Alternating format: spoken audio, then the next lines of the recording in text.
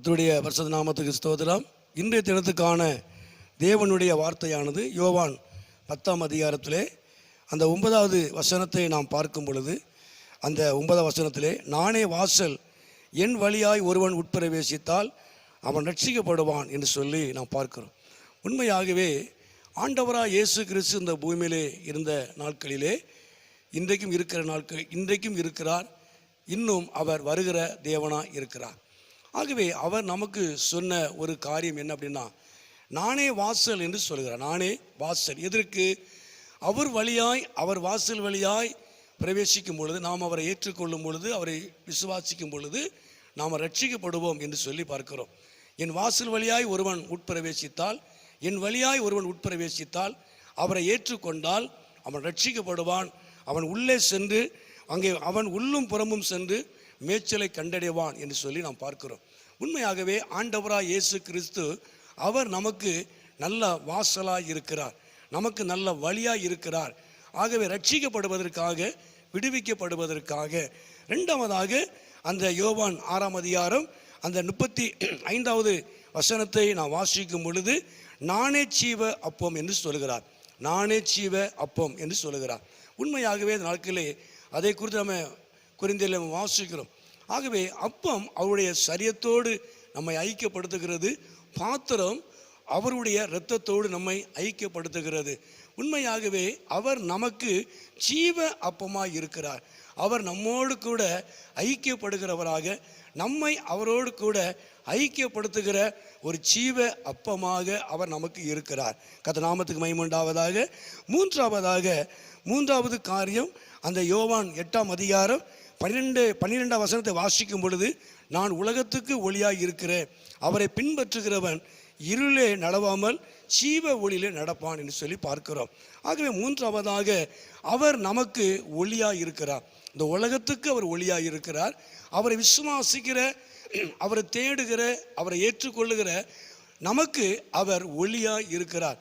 அவர் நமக்கு ஒளியாய் இருக்கிறதுனால, நம்முடைய வாழ்க்கைக்கு அவர் ஒளியாய் இருக்கிறதுனால, நம்ம வாழ்க்கையிலே இருந்ததான, நம்முடைய வழியிலே இருந்த எல்லா இருளையும், எல்லா இருளுடைய காரியங்களையும் அவர் அப்புறப்படுத்தின ஒரு நல்ல தேவன்.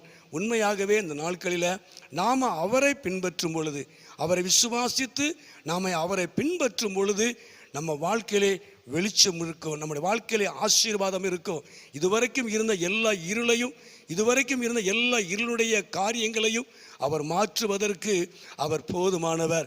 அவருடைய வழியிலே, அவருடைய வெளிச்சத்திலே, வெளிச்சத்தின் பிள்ளைகளாய் காணப்படுவதற்கு அவர் நமக்கு உதவி செய்கிறவராக இருக்கிறார். ஆகவே தான் ஆண்டவர் சொல்லும் பொழுது, நானே உலகத்திற்கு ஒளியாய் இருக்கிறேன், உங்களுக்கு ஒளியாய் இருக்கிறேன். அவரை பின்பற்றுகிறவன் அவன் இருளிலே நடவாதபடி அவன் ஒளியிலே நடப்பான் என்று வேதம் சொல்லுகிறது.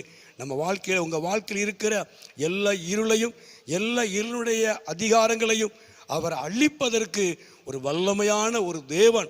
கர்த்தர் நாமத்துக்கு மகிமை உண்டாவதாக. அவருடைய வெளிச்சம் உங்கள் வாழ்க்கையிலே பிரகாசிக்கும். கர்த்தர் உங்கள் வாழ்க்கையை அவர் பிரகாசிக்கிற ஒரு நல்ல தேவன்.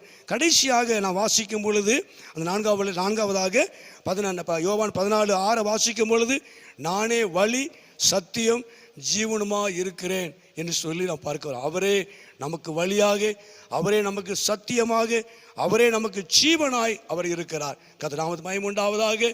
உண்மையாகவே ஆண்டவராய் இயேசு கிறிஸ்து நம்முடைய ரட்சிப்புக்கு அவரே வாசலாய் இருக்கிறார். அவரோடு கூட ஐக்கியப்படுத்துவதற்கு ஜீவ அப்பமாய் இருக்கிறார். அவர் நமக்கு ஒளியாய் இருக்கிறார். அவர் நமக்கு வழியும் சத்தியமும் ஜீவனுமாய் இருக்கிறார். கர்த்தர் உங்களை ஆசீர்வதிப்பாராக. ஜெபம் பண்ணுவோம். எங்களை அதிகமாக நேசிக்கிற நல்ல பிதாவே, அருமையான இந்த நேரத்துக்காக நன்றி செலுத்துகிறோம். இந்த சத்தத்தை கேட்டு அருமையான நம்முடைய பிள்ளைகளையும் குடும்பங்களையும் என் தேவன் ஆசீர்வதிப்பீராக. ரட்சிக்கப்படாத பிள்ளைகள் ரட்சிக்கப்படுவதற்கு கர்த்தர் நாட்களை அன்று உதவி செய்வீராக. நன்றியோடு நாங்களுமே துதிக்கிறோம், நன்றி செலுத்துகிறோம். ஆண்டவரே, அருமையான நம்முடைய பிள்ளைகளையும் குடும்பங்களையும் தேவன் ஆசீர்வதியும். குடும்பமாக ரட்சிக்கப்பட, உம்மை ஏற்றுக்கொள்ள, உம்மோடு கூட ஐக்கியப்பட, உம்முடைய வருகைக்கென்று ஆயத்தப்பட கர்த்தர் நாட்களை உதவி செய்யும். இப்படி வல்லமுள்ள நாமத்தை மகிமைப்படுத்தும். உம்முடைய வெளிச்சம் ஆண்டவரே உம்முடைய பிள்ளைகளையும் குடும்பத்தையும் ஆண்டவர் ஆளுகை செய்யட்டும். எல்லா அந்தகார இருள் எல்லாம் இயேசுவின் நாமத்தில் மாறுபடி நாங்கள் செபிக்கிறோம். ஆண்டவரே எந்த மனுஷனையும் பிரகாசிப்பிக்கிற மெய்யான ஒளியாய் இருக்கிறதுக்காய் நன்றி செலுத்துகிறோம். ஆண்டவரே இந்த உலகத்துக்கும் ஆண்டவர் எங்களுக்கும் இந்த சத்தத்தை கேட்டுக்கூடிய அருமையான பிள்ளைகளுக்கும் குடும்பத்துக்கும் நீர் ஒளியாக இருக்கிறதுக்காக நன்றி செலுத்துகிறோம். உங்களுடைய வெளிச்சத்தின் வல்லமை அருமையான உடைய பிள்ளைகளையும் குடும்பத்தையும் ஆண்டு கொள்வதாக. எல்லா இருளுடைய ஆதிக்கங்கள் அழிக்கப்படட்டும். ஆண்டவரே நீர் பிரகாசிக்க பண்ணுவீராக. உடைய நாமத்தை மகிமைப்படுத்தும், ஆசீர்வதியும். இயேசுவின் நாமத்தில் ஜெபிக்கிறோம் நல்ல பிதாவே. ஆமேன், ஆமேன்.